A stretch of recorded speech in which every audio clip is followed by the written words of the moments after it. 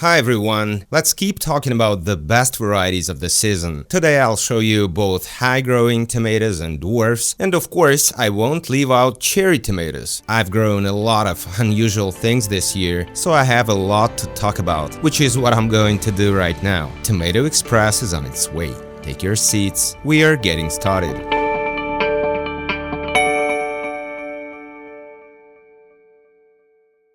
Let's start with one of the most beautiful varieties of the season, an exotic tomato called check it out. And I'm not stuttering, that's really its name. This new variety bred by Bill Yoder from the Beastie Boys collection really caught my eye. First of all, of course, because of the unique color of the fruit. They are dark orange with pink tones and noticeable anthocyanin. The variety became a real decoration of the greenhouse and showed high productivity. It is also nice to grow such varieties and even nicer to be able to talk about them. At the height of the season, these indeterminate plants reached a height of 5 feet 11 inches or 1.8 meters. The tomatoes are flat round, medium-sized and growing in clusters of about 5 to 6 fruit each. The more sun they get, the more noticeable the anthocyanin pattern becomes. In general, there was a lot to see and admire, but of course I wanted to try them even more. The tomatoes weighed between 7 and 10 ounces or 200 and 300 grams, so maybe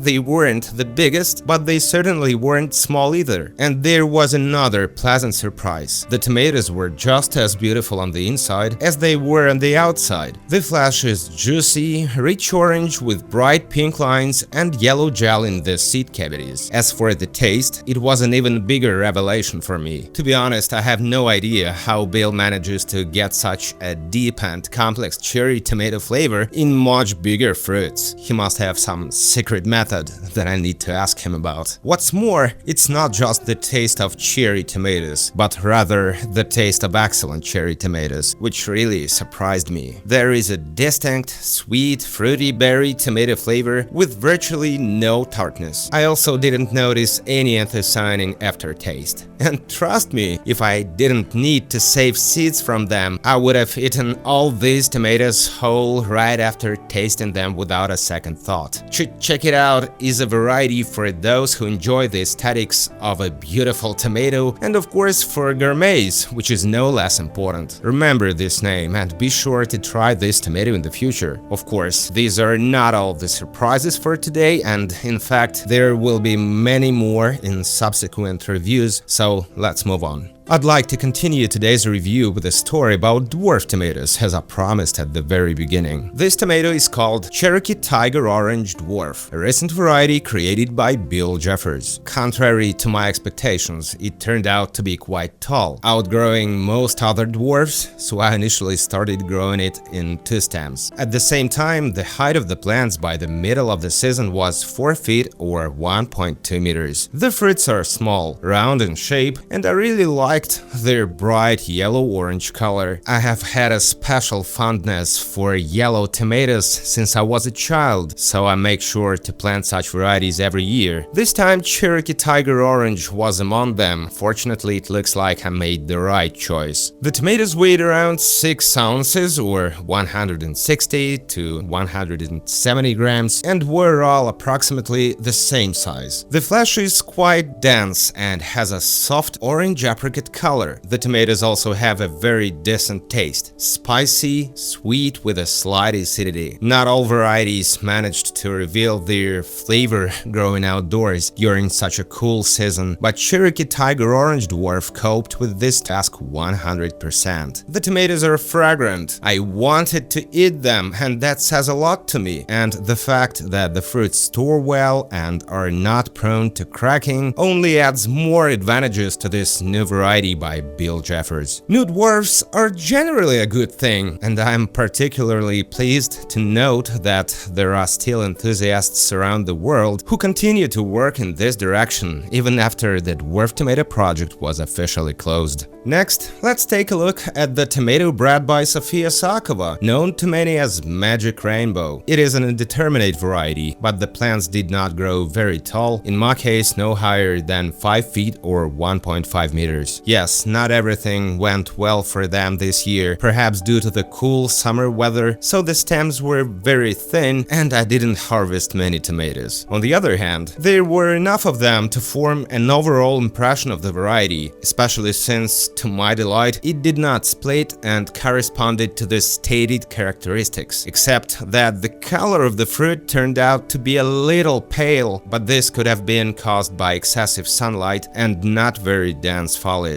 The tomatoes are heart-shaped with a pointed, elongated nipple. They weighed between 4 and 14 ounces, or 120 and 400 grams, which is not so little for such varieties. And the flesh is tricolored with green and pink shades. I liked the taste, which was sweet with a slight acidity. To my surprise, I noticed a slight anthocyanin aftertaste, although it was completely absent on the fruit itself. Again, considering that more than 100 different genes are responsible for the taste of tomatoes, perhaps in my particular case, this somehow affected the varietal characteristics, and there were very few seeds in the tomatoes. To sum up my experience with Magic Rainbow, I definitely liked the aroma of the fruit, and they immediately went into a salad. It's hard to judge the yield yet, but again, it was far from the easiest year. Finally, I would like to show you an extremely rare variety of cherry tomato called Ballen Multi-Flora. According to my information, it was created by Selina Zetterström of Denmark. I can say that I opened my season with a tasting of this particular tomato, and I'm glad that it did not fail me. As for its characteristics, the plants are indeterminate and strong, with vigorous growth, and by midsummer, the stems were about 6 feet 7 inches or 2 meters tall and still growing. The tomatoes are gathered in large clusters, not too huge for a multiflora type, but still quite impressive. I really liked the fruits themselves. In addition to their bright color, they are distinguished by their unusual, strongly ribbed shape, especially for cherry tomatoes. The variety was one of the first to ripen and bore fruit until the arrival of frost. The classic weight for this type of tomato was around 3/4 of an ounce or 20 to 25 grams, and considering that I had already had a pleasant experience with cherry tomatoes bred in the homeland of Hans Christian Andersen's fairy tales, namely Paulina's Secret Tomato, I had very high hopes for Ballen Multi-Flora. The flesh of the tomatoes is dense, with thick walls and of deep red color. I would also like to note their excellent taste, bright with sweetness and a pleasant acidity. A wonderful, fragrant cherry tomato that not only looks beautiful, but is also capable of giving you those moments of true tomato pleasure. I would also like to thank this variety for withstanding all the vagaries of the weather and instilling in me optimism and faith that even in a year like this, it is possible to get